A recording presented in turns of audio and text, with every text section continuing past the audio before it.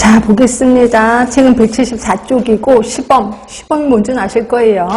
뭐 예를 들어서 그 가족 계획할 때 콘돔 사용하는 방법 할 때 이제 그거 보여주는 게 시범.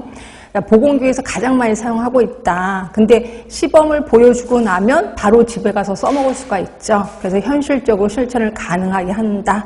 이 정도만 아시면 될 것 같고, 이제 역할극하고 그 다음에 인형극을 좀 비교를 할 건데요. 그러니까 역할극은 뭐냐면 지금 연기하는 사람이 와서 역할극을 하는 게 아니라 학생 중에서 일부를 뽑는 거예요. 그래서 주인공 처리할 사람, 뭐 바이러스 할 사람, 박테리아 할 사람 이런 식으로 뽑는 거다 이렇게 보시면 돼. 그래서 역할극인데 학습자들이 직접 실제 상황 중에 한 인물로 등장해서 연기를 하면서 실제 그 상황에 처한 사람들의 입장을 이해하고 상황 분석을 통해서 해결 방안을 모색하는 방법을 역할극이라고 하는데, 역학을 할 때 주의점이 좀 있거든요. 일단 맨 처음에 시작할 때 이제 사회자가 지금부터 무슨 역할극을 보겠습니다 이렇게 표현하면서 이때 주인공의 행동을 잘 살펴보셔야 됩니다. 주인공이 어떤 행동을 해서 그 다음에 이제 뭐 식중독에 걸렸는지 이걸 잘 보셔야 됩니다. 이렇게 얘기를 해요. 이렇게 운을 띄웁니다. 그러고 나서 역학을 다 보고 나서 그 다음에 이제 가세요 이런 게 아니라 꼭 끝에 가서 토론을 해야 돼요. 그러니까 토론을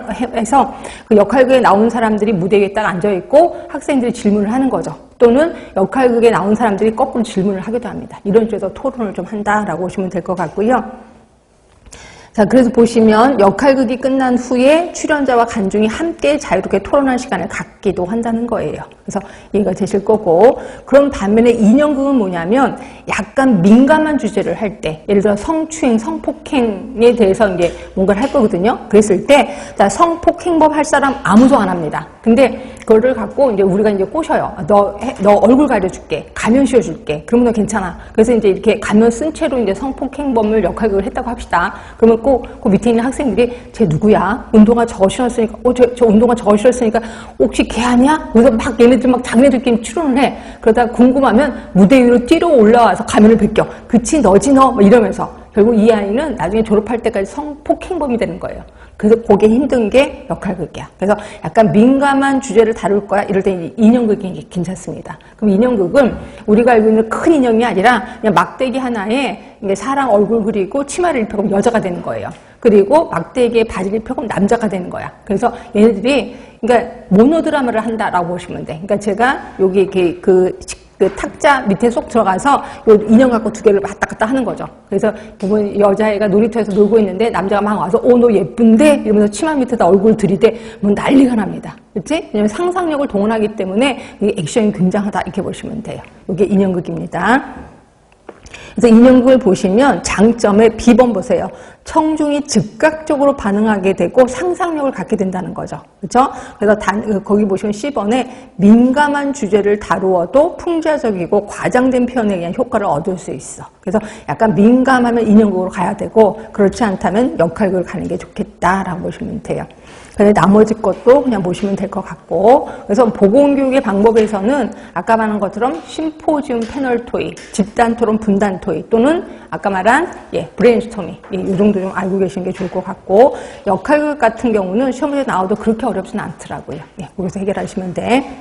그 다음에 이제 보건교육 하고 나면 평가를 하는데 평가가 크게 두 개가 있습니다. 기준에 따른 평가, 뒤로 가시면 과정에 따른 평가 두 개가 있거든요.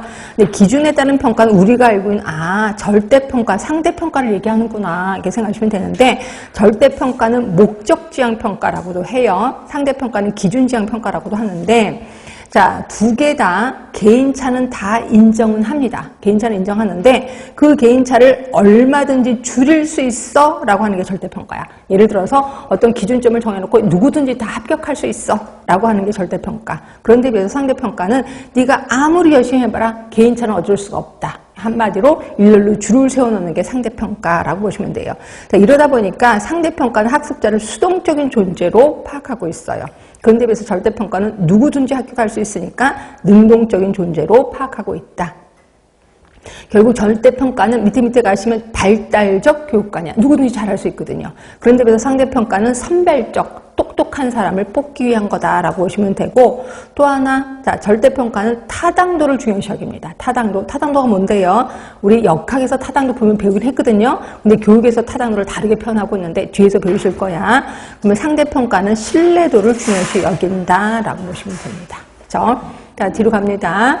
자, 과정에 따른 평가. 요게 이제 요번에 시험 문제 나왔는데, 진단평가, 형성평가, 총합평가. 크게 세 개입니다. 자, 진단평가는 교육을 하기 전에 하는 평가예요. 그렇죠? 그럼 왜 교육을 하기 전에 왜 평가를 하는데? 말 그대로 스타트, 출발점을 알기 위해서. 그래서 요번에 시험을 봤더니 출발점이 되게 높아. 지식이 높아. 그럼 높은 수준에서 출발하면 되거든요.